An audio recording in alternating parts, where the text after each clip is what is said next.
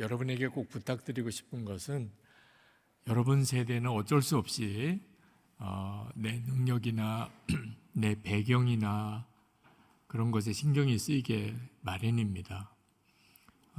사람이 어디서 사느냐 하는 것도 굉장히 그 사람의 인생에 중요한 영향을 끼치죠. 근데 안타까운 것은 가장 내 인생의 결정적인 요소가 되는 일이 이미 우리 안에 예수 그리스도로 와 계시다는 겁니다. 근데 너무나 많은 그리스도인 청년들이 그게 얼마나 크고 놀라운 일인가에 대해서 잘 모른다는 것입니다.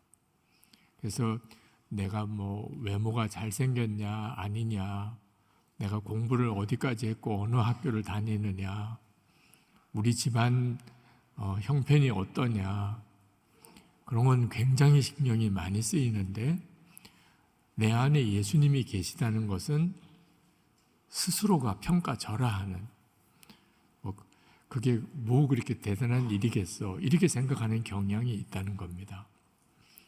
그 이유는 예수님을 실제로는 모른다는 겁니다.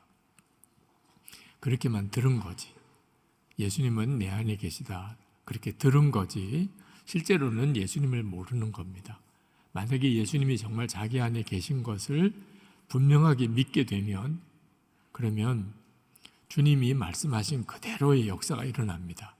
우리는 약해도 강한 자를 부끄럽게 하고, 또 미련해도 지혜로운 자를 부끄럽게 하고, 하나님은 없는 것, 멸시받는 것, 천한 것 택하여 쓰시는 것을 우리 자신을 통해서 증거하게 됩니다.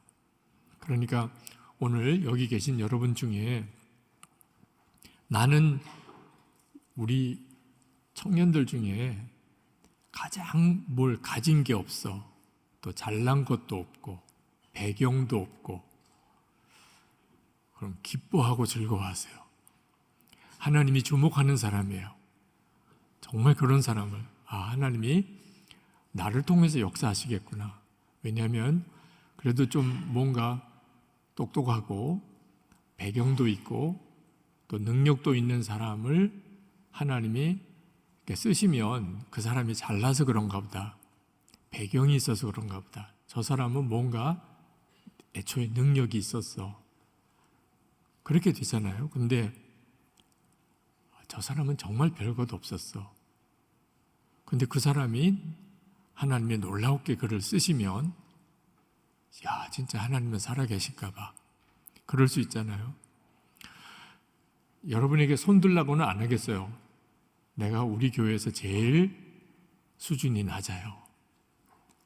나는 진짜 우리 경산중앙교회 청년부 중에 정말 존재감이 없어요.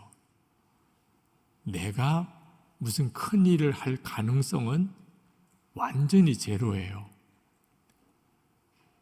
손들라고는 안 하겠어요? 네. 근데 마음으로는 자기 이야기인 줄 아는 사람이 있잖아요. 그죠? 정말 놀라운 하나님의 계획이 있는 사람이에요. 여러분이 진짜 하나님을 믿는다면 하나님의 말씀을 믿어야 하고, 하나님의 말씀을 믿는다면 당연한 거예요. 나는 아무것도 없어요. 나는 정말 보잘것없어요. 나는 정말 평균 이하예요. 우리 교회 청년부 안에 나를 주목하는 사람은 아무도 없어요. 진짜 기뻐할 일이에요. 우리 주님은 꼭 그런 사람을 택하셔서 쓰셨거든요. 그러니까 준비하세요. 여러분 중에 지금 자기 자신에 대해서 깊이 좌절하고 절망한 사람이 있다면, 그러면 준비하세요. 주님이 여러분을 쓰시기 시작할 것을. 한 가지 조건이 있어요. 여러분이 진짜 예수님을 영접했다는 사실만큼은 분명해야 돼요. 이것도 문제가 된다면 그건 사실 더 이상 논할 가치가 없죠. 예수님을 영접했어요. 그랬다면 여러분의 부족함은 아무것도 문제가 안 돼요. 오히려 역으로 여러분이 약하기 때문에 하나님은 여러분에게 놀라운 계획을 가지세요.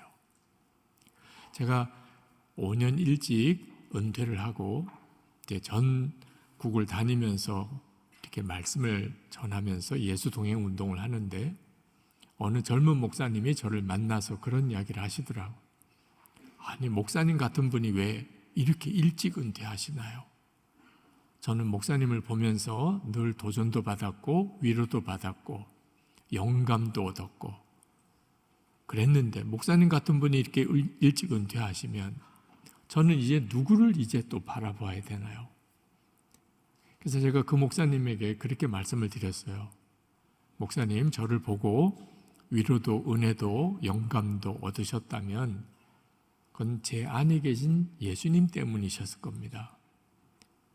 예수님이 저를 통해서 목사님에게 그렇게 만나 주셨겠죠. 그런데 목사님 안에 예수님이 계세요.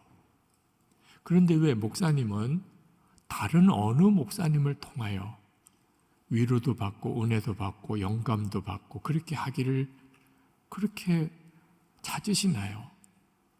왜 목사님 안에 계신 주님이 목사님에게 직접 말씀하시고 역사하시는 것을 왜 못 믿으시나요?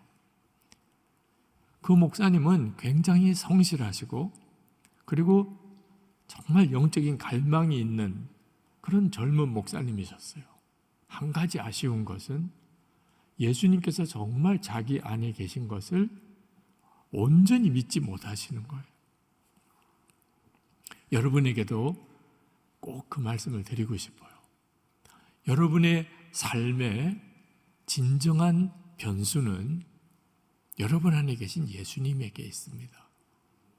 이 말씀을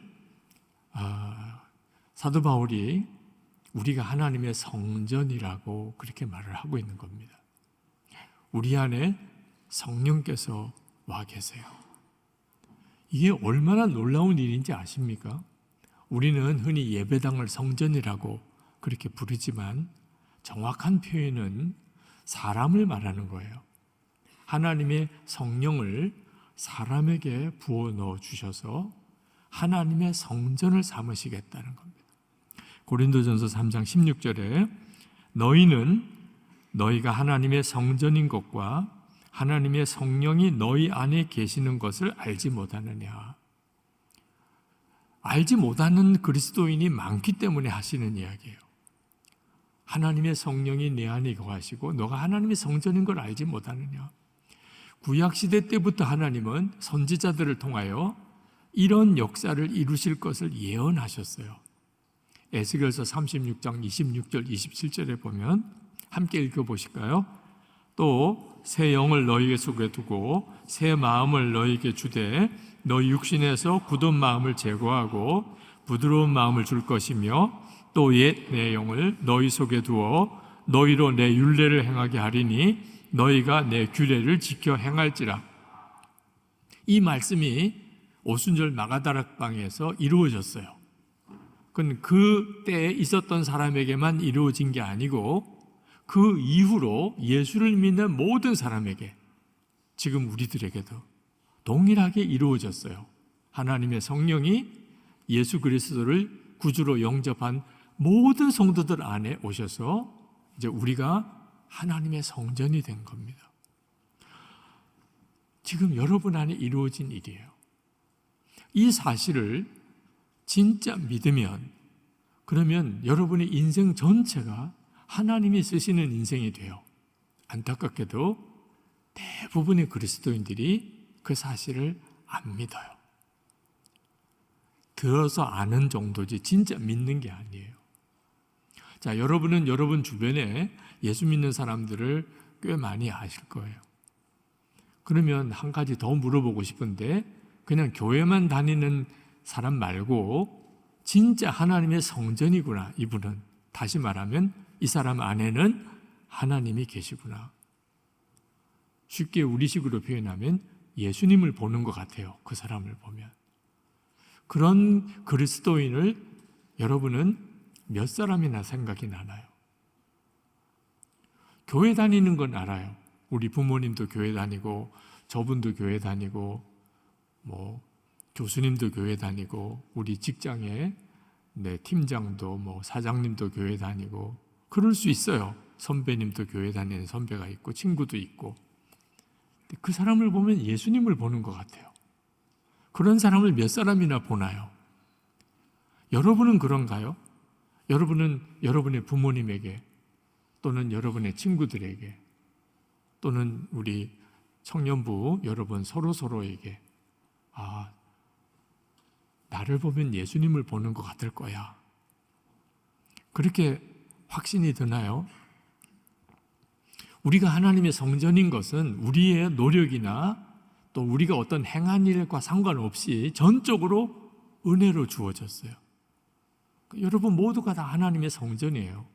성령께서 여러분 안에 계시니까. 그런데 본인이 하나님의 성전인 삶을 못 살아요. 기쁨도 없어요. 감사도 없어요. 걱정과 염려는 너무 많아요. 짜증나는 사람 많아요. 막 화가 나요.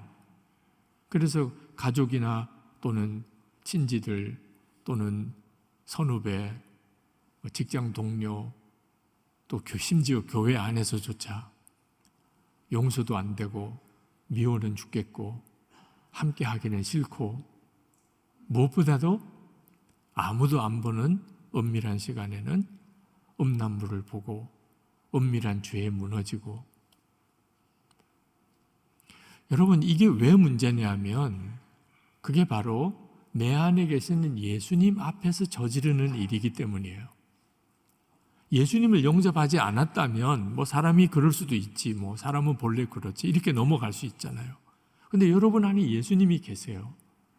근데 예수님 앞에서 짜증내고 예수님 앞에서 염려하고 예수님 앞에서 누구 미워하고 예수님 보는 앞에서 은밀한 죄를 짓고 이게 얼마나 끔찍한 일이에요. 여러분 지금 이 예배당에 누가 술, 담배하고 여기서 더러운 짓을 하고 음란한 짓을 하고 그러면 여러분은 청년이라도 이건 말도 안 된다고 막 의분이 일어날 거예요. 그 사람 막 예배당 바깥으로 끌어낼 겁니다. 어디서 도대체 이런 더러운 짓을 하느냐고 그렇게 하지 않겠어요? 여러분 자신이 예배당보다도 훨씬 더 거룩한 성전이에요. 근데 여러분은 여러분 자신의 삶에 대해서 다 무너져 있다면 그건 무슨 죄를 짓는 거죠? 주님께 짓는 죄인 거예요. 그래서 17절에 보면 누구든지 하나님의 성전을 더럽히면 하나님이 그 사람을 멸하시리라. 하나님의 성전은 거룩하니 너희도 그러하니라. 우리가 하나님의 성전된 것을 교리적인 지식으로만 넘기면 안 된다는 이유예요. 우리가 하나님의 성전이면 예수님은 정말 내 안에 계세요. 근데 내가 나 자신의 몸과 내 삶을 더럽히면 그건 주님께 드리는 죄가 되는 거예요. 제가 CCC 금식성회에 말씀을 전하러 갔었다가 제가 말씀을 전하기 바로 전에 간증을 하는 CCC 그 순장 청년이 있었어요. 남자 청년인데 참 귀하더라고요. 대학 생활이 얼마나 바쁘고 할 일이 많겠어요. 근데 자기 순원들을 돌보고 순장으로서의 양육도 하고 전도도 하고 참 너무너무 참 마음에 감동이 되는 청년이었어요. 그리고 이제 제가 설교를 했습니다.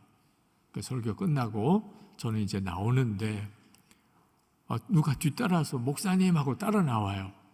그래서 보니까 그 청년이에요. 제가 설교하기 전에 간증했던 청년이 너무 반갑더라고요. 제가 이제 말씀을 마치고 가니까 인사를 하러 나온 줄 알았어요.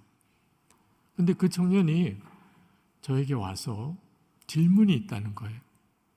그래서 무슨 질문이냐 그랬더니 오늘 목사님 말씀 중에 예수님은 우리 안에 계시고 그리고 우리를 떠나지 않으신다.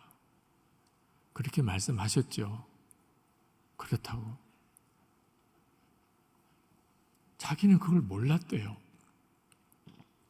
자기는 예수님께서 기뻐하시는 일을 하면 주님이 자기와 같이 계시고 자기가 무슨 은밀한 죄를 짓거나 음란한 짓을 하거나 하면 자기를 잠깐 떠나시는 줄 알았대요.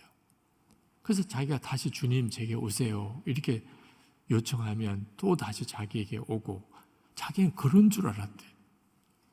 그러면서 하는 이야기가, 그러면 내가 그렇게 하나님 앞에 더러운 죄를 지을 때 주님은 제 안에 계셨던 거예요? 몰랐어요. 저는 정말 몰랐어요.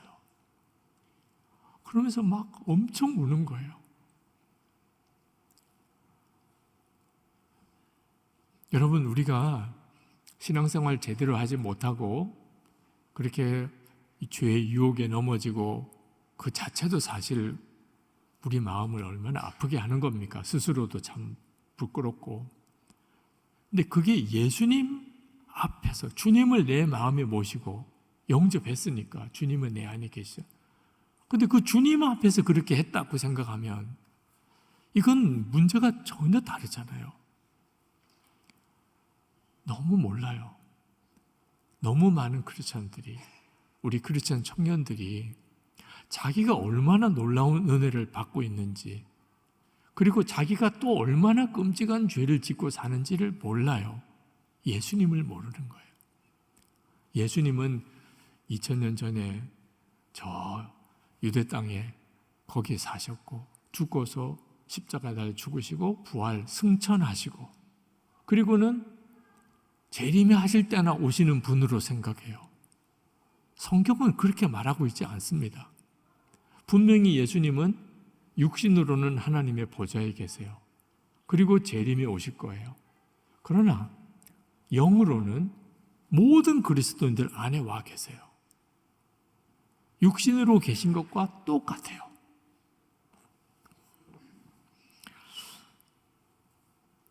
하나님의 성전으로 사는 게 이게 끔찍한 일이구나, 이렇게 생각하실까 봐 좀 걱정이 돼요, 여러분에게. 하나님의 성전 이거 엄청 부담되네, 이렇게 생각하실까 봐. 그런데 여러분, 하나님의 성전으로 사는 것은 저절로 되는 일이에요. 하나님의 성전으로 살려고 애쓰고 노력하는 게 아닙니다. 그건 이미 벌써 잘못된 구조예요. 불가능한 일이에요. 우리가 하나님의 성전답게 깨끗하고 정결하고 기쁨과 감사가 충만하고 능력 있는 삶을 우리 힘으로 못 살아요. 그건 사라지는 거예요. 하나님의 성전이 된 자는 하나님의 성전으로 사라져요. 이게 너무 놀라운 거예요. 어떻게 해서 그렇게 되죠? 예수님이 내 안에 계신 게 믿어지니까. 여러분 한번 생각해 보십시오. 우리 김정훈 담임 목사님, 또 우리 청년부의 목사님들, 그 목사님들과 함께 살아보세요. 엄청 부담될 거예요. 네, 그죠? 교회에서 잠깐 만나고 상담할 때 잠깐 만나야지 계속 살면 이거 엄청 부담스럽잖아요. 예수님은 목사님과도 비교가 안 되는 분이에요.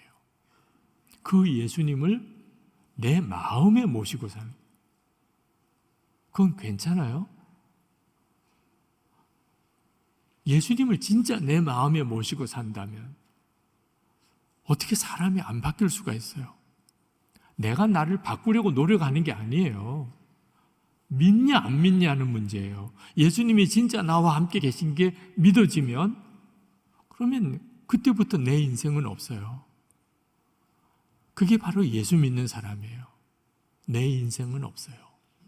나는 죽고 예수로 산다 그러는데 그게 바로 예수님이 내 안에 계신 것을 진짜 믿게 될 때 일어나는 일이에요. 더 이상 나는 이거 하고 싶다, 저거 하고 싶다, 그게 없어요. 여러분 애인만 생겨봐요. 여러분 원하는 건 없어요. 좋아하는 사람, 사랑하는 사람, 거기에 분위기 다 맞춰요. 아니, 사랑하는 애인만 생겨도 그 정도 되잖아요. 여러분이 진짜 예수님을 믿게 되면 그러면 사람이 완전히 달라져요. 성경이 그렇게 증언하고 있어요. 데살로니가전서 5장 10절을 한번 같이 읽겠습니다. 예수께서 우리를 위하여 죽으사 우리로 하여금 깨어있든지 자든지 자기와 함께 살게 하려 하셨느니라. 예수님이 십자가에 죽으신 이유, 우리 죄만 사하시고, 그리고 예수님은 저 천국에 한창 계시다가 재림할 때 오셔서 심판하시는 아니라니까. 깨어있든지 자든지 우리와 항상 함께 사시려고 예수님의 십자가에 죽으셨다니까. 이 사실을 진짜 믿고 정말 그대로 사는 성도가 예수 믿는 사람인 거예요. 그때부터 그 사람이 개인적으로, 인간적으로 유능하냐, 무능하냐, 잘났냐, 못났냐, 배경이 좋으냐, 아무것도 문제가 안 돼요. 오히려 약한 자, 연약한 자, 미련하고 천하고 없는 것이 주님을 더 분명하게 드러내세요. 그래서 하나님은 그런 사람을 택하여 쓰시기를 기뻐하시는 거예요. 아유, 예수님을 내가 보지 못하는데 어떻게 그렇게 주님과 함께 살 수 있나요? 베드로 전서 1장 8절을 한번 같이 읽겠습니다. 예수를 너희가 보지 못하였으나 사랑하는도다. 이제도 보지 못하나 믿고 말할 수 없는 영광스러운 즐거움으로 기뻐하니. 베드로 사도 시대 그때 교인들 예수님 보지 못했어요. 그렇지만 사랑했다고 그랬어요. 그리고 말할 수 없는 즐거움으로 기뻐했다고. 베드로 사도가 목회하던 그때 당시나 지금 우리나 2000년 시간의 차이가 있지만 똑같아요. 예수님 보지 못해요. 오늘도 여러분 교회 와서 예배 드리지만 예수님을 육신의 눈으로 보는 건 아니에요. 그런데 사랑하기까지 해요. 우리 안에 진짜 계시니까요.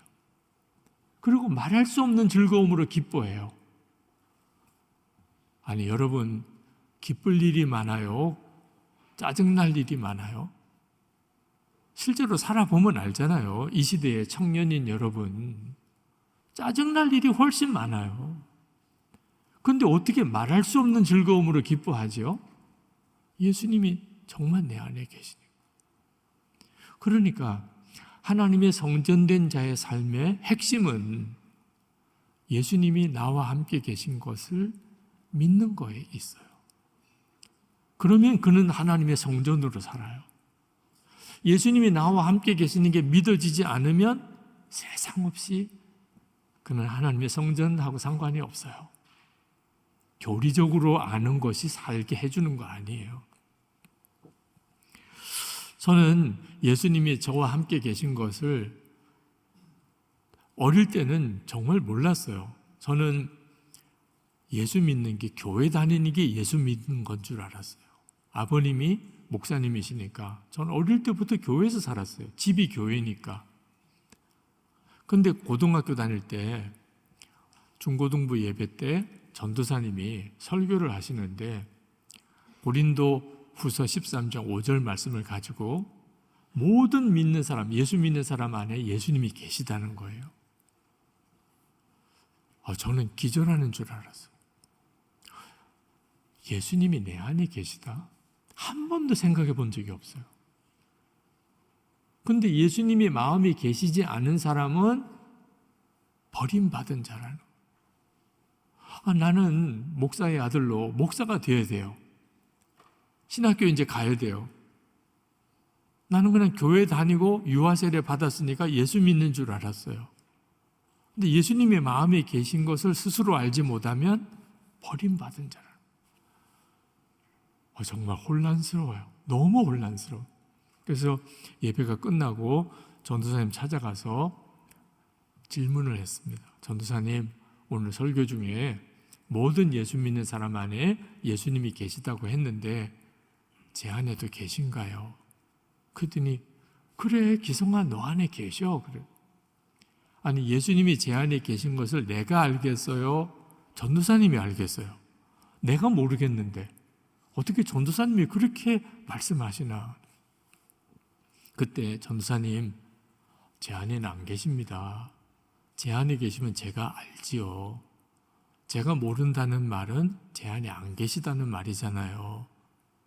그래야 되는데 그 말을 못 하겠는 거예요. 그게 너무 두려워요.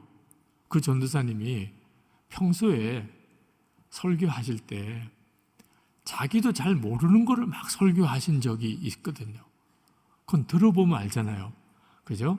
아, 이분이 알고 설교하시는구나. 자기도 모르는 걸 막 무조건 믿으라 이렇게 하시는구나. 신뢰가 잘 안 가요. 그 전도사님에게 신뢰가 갔다면 전도사님 제 안에 안 계세요. 나 모르겠어요. 이런 경우는 어떻게 하죠?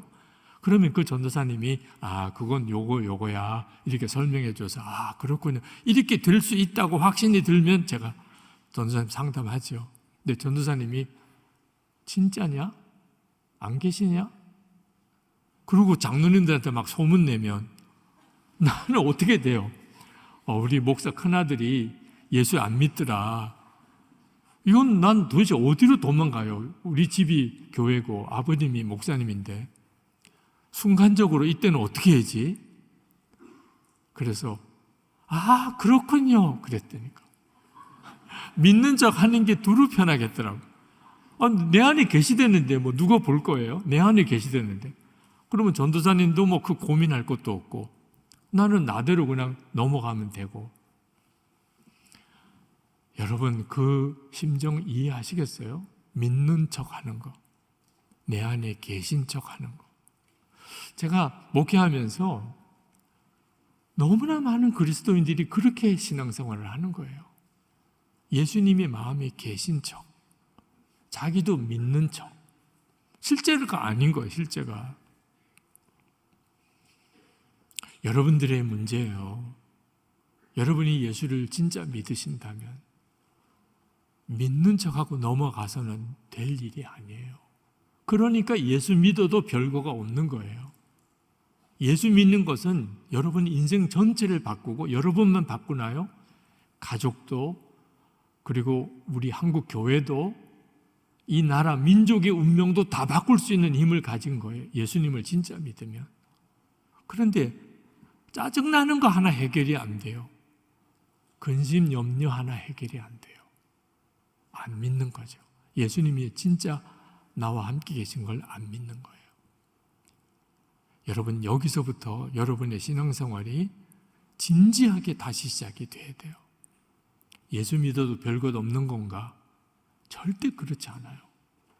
진짜 안 믿으니까 예수 믿는 역사가 안 나타나는 거죠. 저는 예수님이 진짜 내 안에 계실까? 그걸 어떻게 알 수 있을까? 그게 사실일까? 부인하려고 그러면 내가 예수 믿는 삶에 다 부정할 수가 없어요. 또 믿으려고 하면 확실한 근거가 없어요. 내 안에 계시댔는데 내가 알아야 되잖아요. 저는 어떤 체험이 필요한 줄 알았어요. 예수님이 나와 함께 계신 내 안에 거하시면 막 무슨 놀라운 일이 벌어져야 되잖아요. 예수님이 내 안에 계신데. 그런데 그런 일이 없는 거예요.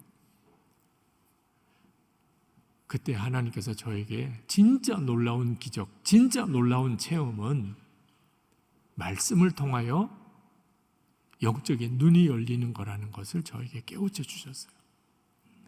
그 첫 번째 구절이 고린도전서 12장 3절입니다. 성령으로 아니하고는 누구든지 예수를 주시라 할 수 없느니라. 저는 예수님이 주님이라고 분명히 믿어요. 아마 여러분들도 다 그러실 거예요. 그래서 예수님을 주님이라고 고백을 합니다. 그런데 이것이 그렇게 엄청난 것인 줄 몰랐어요.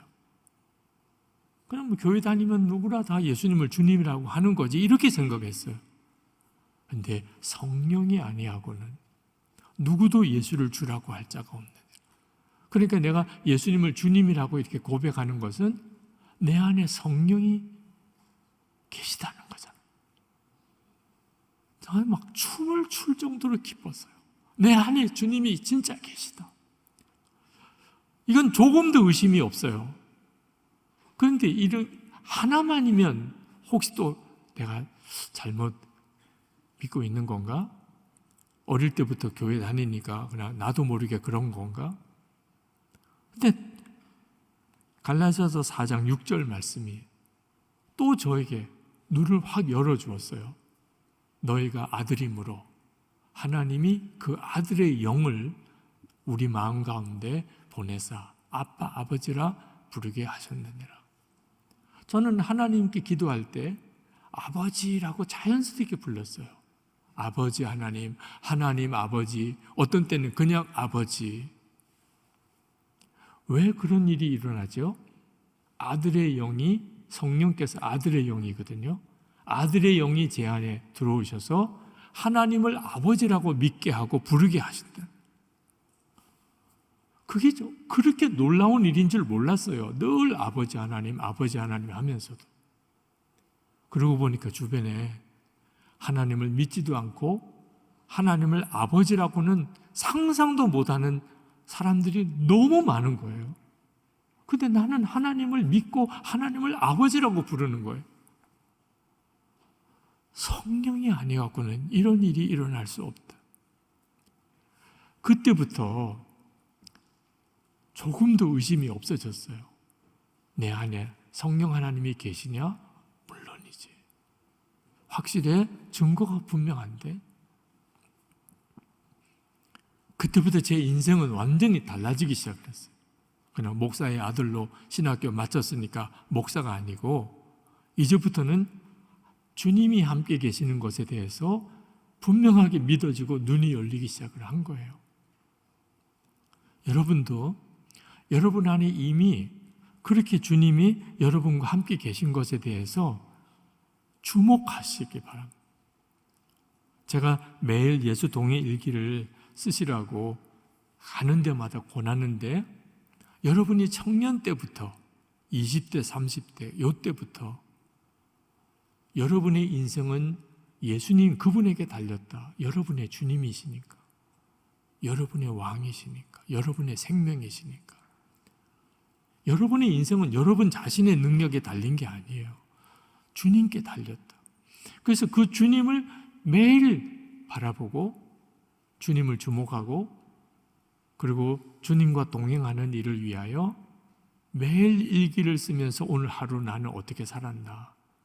내가 오늘 주님을 얼마나 의식하고 살았나? 주님의 말씀이 나에게 뭐라고 들려지나? 여러분 정말 한번 시작해 보세요. 그렇게 1년, 2년, 3년, 4년 그냥 교회만 다닌 거하고는 완전히 다른 인생이 돼요. 비로소 예수님과 여러분 사이에는 그걸 인격적인 관계라고 하는 거예요. 주님이 내 안에 거하시고 나도 주님 안에 거하는. 여러분 성찬 받으셨을 거예요. 성찬이 뭐죠? 예수님의 살과 피를 먹고 마시는 거예요. 아니 예수님의 살과 피를 먹고 마셨다. 그 말은 예수님과 나는 뗄래야 뗄 수 없이 하나가 됐다는 뜻이에요. 먹고 마셨는데 그걸 어떻게 다시 분리해요?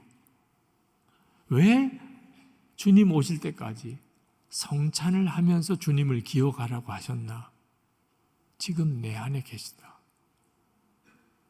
너 어때서 그렇게 믿을 수 있어? 나 성찬 받은 사람이야. 나 예수님의 살을 먹고 주님의 피를 마셨어. 그 확신을 주기 위해서 하신 거라니까요. 여러분, 하나님의 성전답게 사는 건 노력하고 애써서 사라지는 게 아니고 진짜 예수님이 나와 함께 계신 것을 믿게 될 때 그때 내가 하나님의 성전이구나. 나는 세상의 빛이구나. 그걸 믿음으로 누리게 되는 거예요.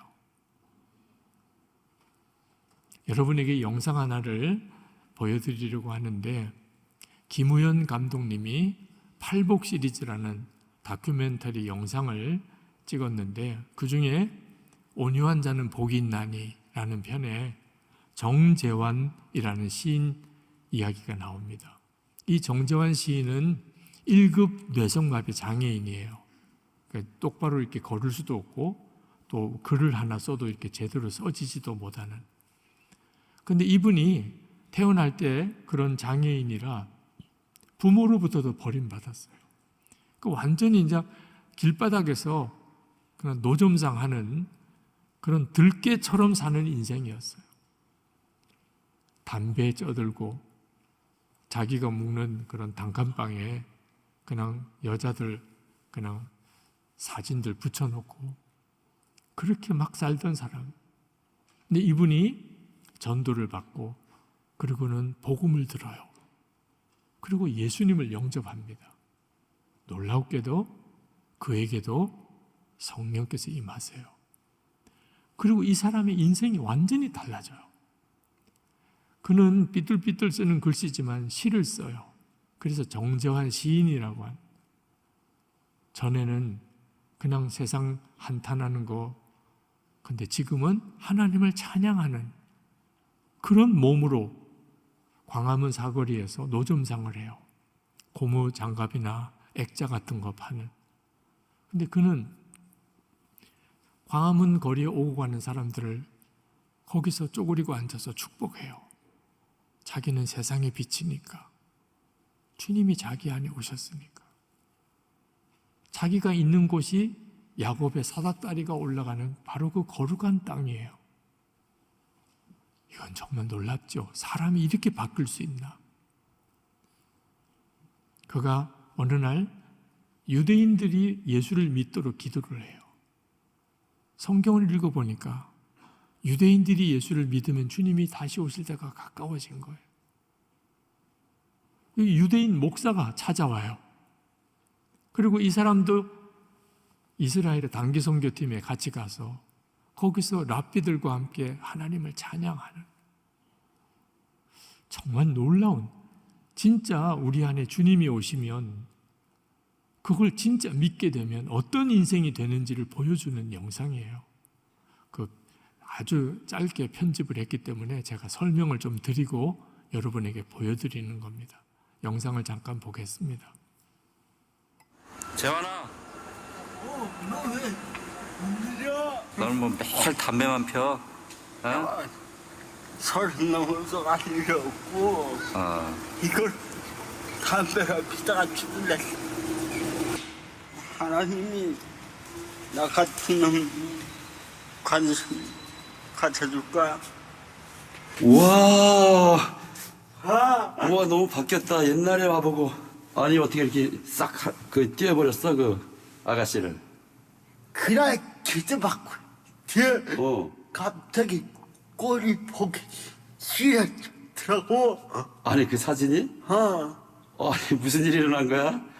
내 안에 성령이 오셨어.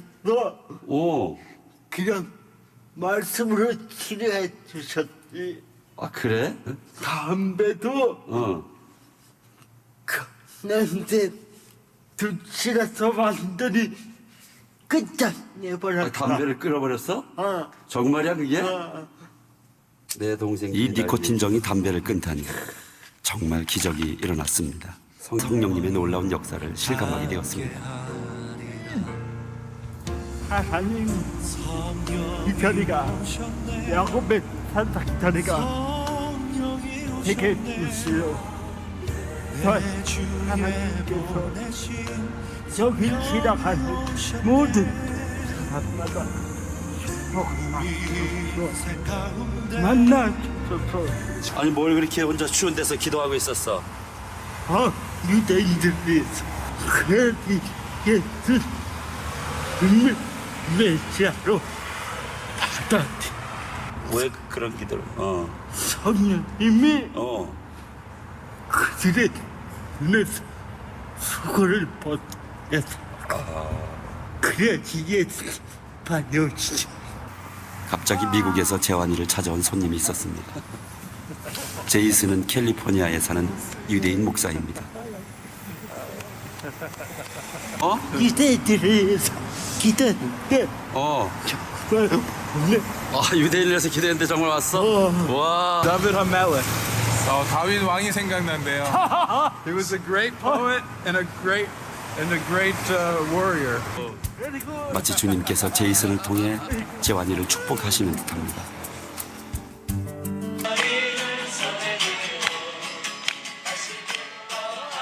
유대인들도 우리의 모습을 보고 신기해합니다. 그런데 갑자기 재환이가 그들에게 가서 손을 잡아 이끌어옵니다.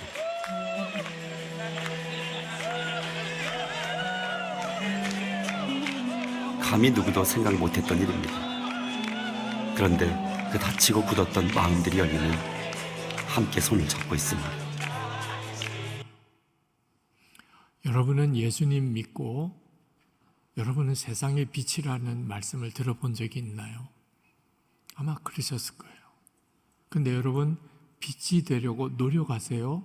빛이심을 믿으세요? 대부분은 노력하는 거예요. 빛이 되려고 노력을. 그러니까 안 되는 거예요. 주님은 우리 보고 빛이 되도록 노력하라고 하지 않았어요. 그건 불가능한 일이에요. 여러분은 버스를 탈 때, 지하철을 탈 때, 이제 빛이 타고 있다. 그렇게 생각하세요? 여러분, 오늘 예배 끝나고 이제 집에 들어갈 때 빛이 들어가고 있다. 그렇게 생각하세요? 여러분, 엄마랑 같이 이야기할 때 지금 빛이 엄마랑 이야기하고 있다. 그렇게 생각하세요? 아니, 여러분, 이게 바로 예수님을 믿는 거예요. 주님이 내 안에 계시고 내 생명이시고 내 주님이시니까. 나는 빛이에요. 정재환 시인은 누가 봐도 그는 정말 중증 장애인이에요. 불쌍한 사람처럼 보여요. 근데 그는 예수님을 영접하고 자기가 빛이라고 믿어요. 그리고 수많은 사람에게 영적인 충격을 주었어요.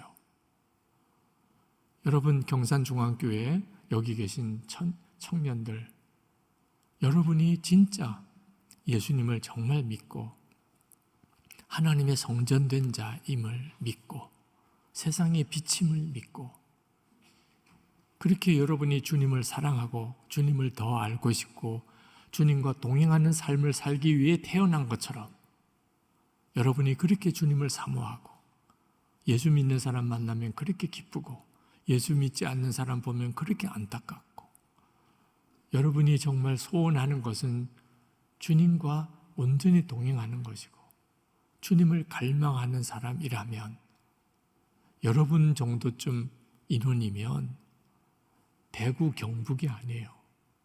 한국 전체가 뒤집어질 인원이에요.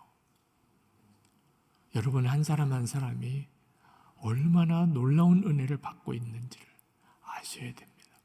여러분 안에 계신 주님을 진짜 주목하세요. 하나님의 성전된 자로 살기를 축복합니다.